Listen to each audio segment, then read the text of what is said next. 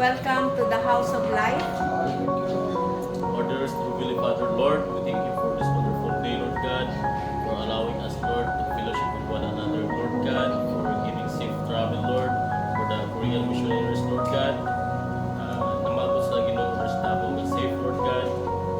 Lord, we also bless Ginoo ang mga tao, mga visitors, Lord, na natin kanong Ginoo.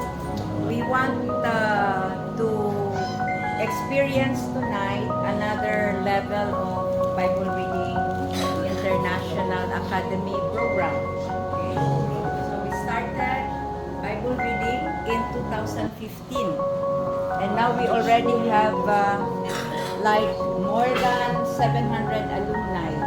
So now we are running into 1,000. So when we started in 2015, we do it 30 days camp. 30 days, 40 days, 30 days, 40 days, until we had 21 days camp. Okay? Intensive reading and memorization. So our prayer before, our vision is to really know the Word of God, and because of the power of the Word of God, each one will become a leader of our nation. So we start from children, and now we are investing our time with the youth. So now we are going to see the future leaders of the Philippines. Okay, so may I call our Bible reading scholars.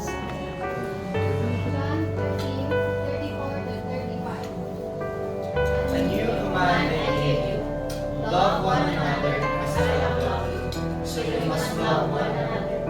By this, everyone will know that you are my disciples, if you love one another. Amen. Romans 12:1-2. Therefore, I urge you, brothers and sisters, in view of God's mercy, to offer your bodies as a living sacrifice, holy and pleasing to God.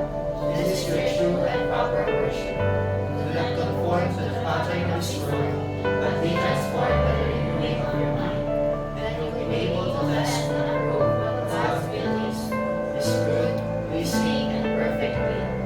Amen. Romans chapter 8:1-17.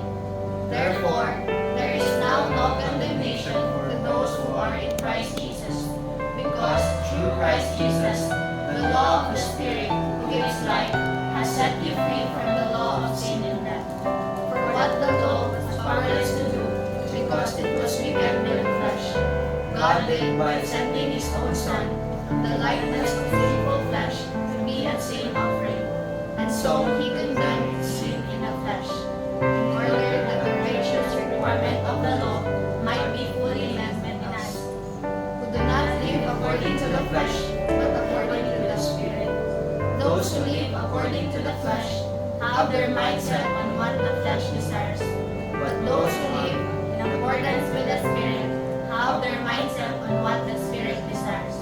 The mind governed by the flesh is death, but the mind governed by the Spirit is life and peace.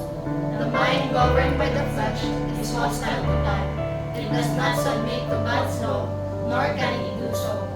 Those who are in the realm of the flesh cannot please God. You, however, are not in the realm of the flesh, but are in the realm of the Spirit, if indeed the Spirit of God lives in you. And if anyone does not have the Spirit of Christ, they do not belong to Christ. But if Christ is in you, then even though your body is subject to death because of sin, the Spirit gives life because of righteousness.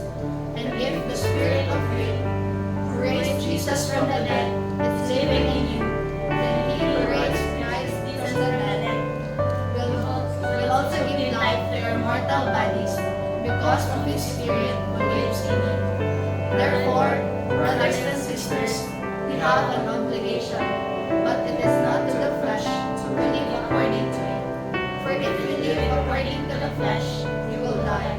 But if by the Spirit you put to death the misdeeds of the body, you will live. For those who are led by the Spirit of God are the children of God. The Spirit you receive does not make you slave, not even live here again. Rather, the Spirit you received has brought about your adoption to sonship, and by Him we cry, Abba, Father. The Spirit Himself testifies with our spirit that we are God's children. Now, if we are children, then we are heirs, heirs of God, and co-heirs with Christ, if indeed we share in His suffering, in order that we may also share in His glory. Amen. Amen.